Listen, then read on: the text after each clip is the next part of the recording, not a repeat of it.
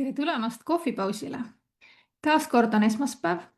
Me oleme grupis Eesti virtuaalsed assistendid ning siin grupis toimubki igal esmaspäeval kell 2 väike kohvipaus.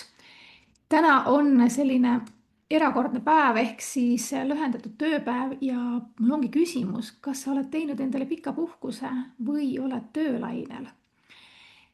Sest et kui vähegi võimalik on, siis tasub ka puhkust pidada. Ja Eesti virtuaalsed assistendid Facebooki grupp on siis selline tore koht, kus kohtuvad omavahel virtuaalteenust pakkuvad teenusepakkujad ja ettevõtjad, kes just soovivad sellist abi saada. Ehk siis erinevad virtuaalsed teenused, mida on võimalik kaugtööna pakkuda. Virtuaalne assisteerimine, kodulehed, turundus, müük, mis iganes. Ja kohvipauside mõte on siin vahel ergutada sihukest teistsugust vaatenurka, kuidas virtuaalassistendiga, virtuaalse partneriga koostööd teha, mida võib-olla ettevõtja võiks mõelda, kas tasub ikka üksinda tegutseda või tasub vahel kaasata mõtteviisi partnereid endale, kes aitavad siis natuke teise nurga alt asju vaadata ja lõppkokkuvõttes ega üksi väga kaugele ei jõua, sest ettevõtjad on loonud ikkagi oma ettevõtted selleks, et tegeleda selle põhiasjaga, mis neid huvitab, mitte seal väga admin poolega, võib-olla ei taheta isegi mõelda, kuidas seda kodulehte ehitada, sest ma tahan lihtsalt teha seda, mille jaoks ma oma ettevõtte olen loonud.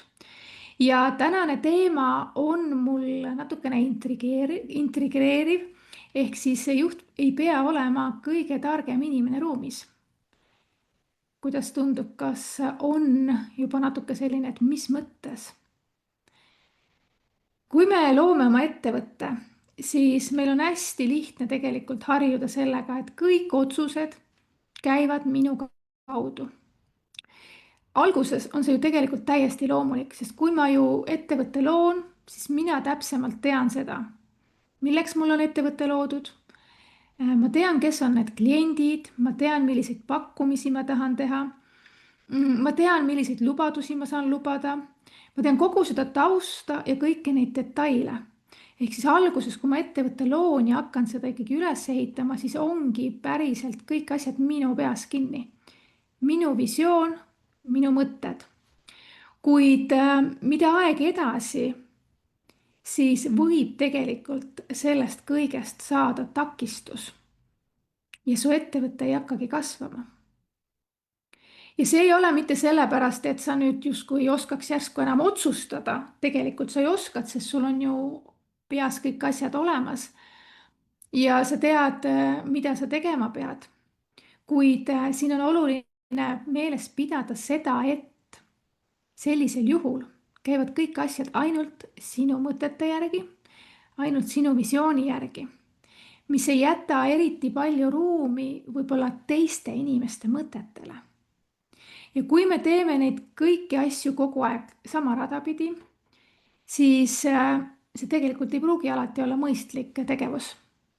Mina olen tihti kohanud seda, et päris hea on, kui tuleb kõrvalt värske pilk, kes küsib, et aga miks sa teed selliselt mingit asja? Tihti vastadki, et ma ei tea, ma olen ju kogu aeg teinud. Mulle on õpetatud niimoodi, mina olen edasi teinud ja keegi pole isegi mõelnud, et võiks kuidagi teistmoodi teha. Ehk siis, kui me teeme kõiki asju üksinda, oleme kogu aeg siis see orav rattas, me teeme kõiki neid turundusi ja kõik muid asju ka üksinda, siis me tegelikult ei pruugi näha enam ettevõtte juhina seda, et mis on need tegevused, mis meie ettevõtte jaoks oleks justkui kasumlikumad, mis oleks need tegevused, mida saaks optimeerida, automatiseerida, mis annaks meile justkui jälle seda vaba aega juurde. Ja see on eriti oluline koht, kus tasukski mõelda, on siis, kui sa hakkad võib-olla tiimi kasvatama või sul juba on tiim. Ka virtuaalne assistent või ükskõik milline virtuaalne partner ei ole tegelikult ju ainult see inimene, kellele antakse ette see tegevuste nimekiri ja siis oodatakse, et ta vaikides ära teeb. Ja tegelikult tahetakse ikkagi seda, et see assistent või partner mõtleb kaasa. ja hea koostöö tekibki ju ainult siis, kui inimene saab aru, miks ta midagi teeb. Siis ta julgeb ka küsida, kui jääb midagi segaseks. Kui kõik asjad on minu kui ettevõtja peas, siis ma ei saa ju eeldada, et minu koostööpartner teab, mida ma mõtlen. Ja vahel ongi niimoodi, et ettevõtja tahab justkui kiiret lahendust. Ta ütleb, et kuidas asi peaks olema ja ootab, et teine inimene lihtsalt selle ära teeb. Aga võib-olla on seal hoopis teised asjad, mida saaks veel paremini teha.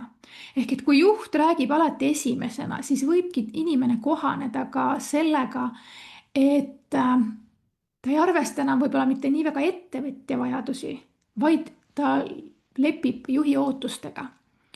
Ta ütleb iga asja peale, jah, see sobib ja ma teen ära nii, nagu on öeldud. Aga ta ei pruugi tegelikult välja tuua neid kohti, kus saaks asju lihtsamaks teha, kus oleks mingid asjad võimalik palju selgemaks teha. Ja võib-olla, mis on need kohad, mille peale tegelikult tema oma töös on näinud, et kulub liiga palju energiat või on liiga palju takistusi näiteks kliendi teekonnal. Eelmisel nädalal ma käisin ärikiirendi mastermindil, kus oli Erik Edmiits ja ta ka rääkis väga hästi sellisest asjast, et kus vahel inimesed töötavad tiimides sellepärast, et neil on nagu auasi olla selle juhi staatuse juures või olla selle juhi tiimis, sest see juht on justkui mingisuguse staatusega, mingisugune väga äge inimene, aga sealjuures need inimesed ei julge enam öelda oma juhile, et kuule, et mingisugune esinemine võib-olla ei läinud päris hästi, et oleks vaja mingeid asju teha, vaid kõik kiidavad takka. Ehk siis see on see koht, kus me käitume justkui juhi ootuste päraselt, aga tegelikult ettevõttele võib see olla kahjulikum. Ja see, kui nüüd juht ei ole valmis või juht arvabki, et ainult tema sõna maksab ja tema ütleb, kuidas peab kõik olema, siis ta jääb ilma väärtuslikust asjast, ehk ta jääb tegelikult ilma sellest kõrvalvaataja pilgust. Millest ma korraks ka ütlesin, et kui tuleb teine inimene, ta näeb oma pilguga, oma mõtetega, kuidas võiks mingid asjad toimida.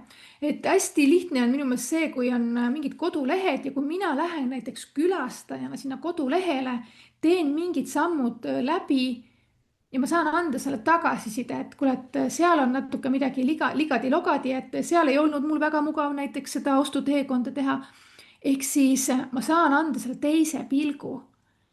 Aga kui juht on ikkagi ainult iseenda mõtetega, ainult iseenda sellise jäiga olekuga, siis võivad need asjad jääda nähtamatuks. Ja miks just virtuaalsest assistendist räägin, ongi sellepärast, et kui on tiimis ka virtuaalne assistent, siis tema puutub kokku ettevõtte argipäevaga, ta näeb kõiki neid samme teistsugusest vaatenurgast, ta näeb, kus kohas on info liiga laiali, ta näeb võib-olla, kus kohas tekivad inimestel korduvad küsimused või kus kliendi teekond näiteks katkeb.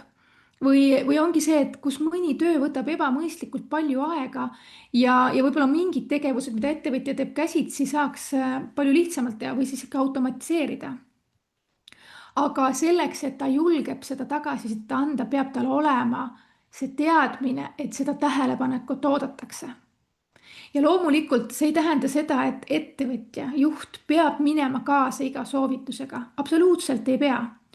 Aga kuulamine ei tähendagi alati nõustumist. Kuulamine tähendab lihtsalt seda, et sa lubad enda kõrvale inimese, kes võib näha midagi, mida sina oma igapäevase töö sees enam ei märka.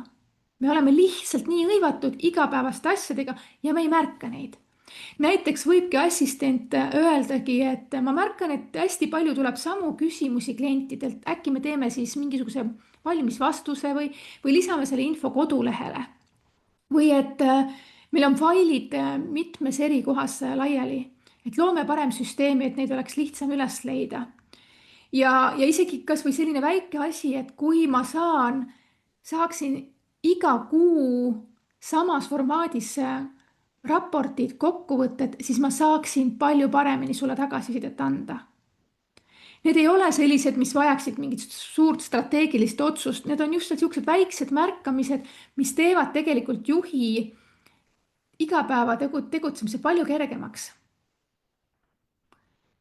Et ettevõtja jaoks on minu meelest väga oluline koht see, et kui sa ei vaata enda abilist, enda koostööpartnerit lihtsalt ülesannete täitjana, vaid inimesena, kes aitab sul näha neid süsteeme, ta leiab neid kohti, kus saab seda süsteemi veel paremaks teha. Ja siin ongi vaja seda usaldust ja väga selget suhtlust. Ja kui sa ettevõtjana mõtledki, et sa tahaksid endale kaasata kedagi, siis küsigi endalt, kas ma tahan ainult seda, kes teeb minu ette antud nimekirja lihtsalt ära või ma olen valmis kuulama ka seda, mida ta töö käigus märkab. Need on täiesti erinevad koostööd. Üks on see, et siin on nimekiri, tee ära, ära küsi. Teine on see, et siin on nimekiri, kui sa märkad mingisuguseid kohti, mida saab teistmoodi teha, paremaks teha, ole hea, anna mulle märku. Ehk siis selle esimese juures on ikkagi see, et kogu vastutus jääb juhile. Teises hakkab ikkagi päriselt see tugi tekkima, et ei ole ainult see, et juht üksinda otsustab ja vastutab, vaid sa annadki siis rohkem võimalust ka sinu koostööpartnerile märgata neid kohti, kus saab sinu ettevõtlus veel paremaks minna. Ja sinu koostöö on veel parem.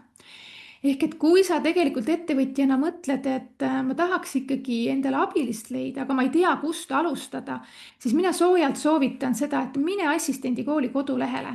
Meil on olemas seal eraldi rubriik ettevõtjale ja sa saadki sealt väga hea ülevaate, et kuidas alustada, millega alustada. Seal on virtuaalpartnerite andmebaas, ehk siis vaata seal ringi ja kui sul päriselt tekib veel mingeid küsimusi, siis kirjuta info@assistendikool.ee ning tee see julge samm, et mõtle natukene kaugemale. Kõik ei pea läbi sinu käima, kõike sa ei pea ise otsustama ja kõrvaline pilk on alati oluliselt rohkem kasuks kui see, et sa üksi pusid ja oled sellel teekonnal. Mõnusat esmaspäeva jätku teile ja kohtume uuel esmaspäeval. Tšau!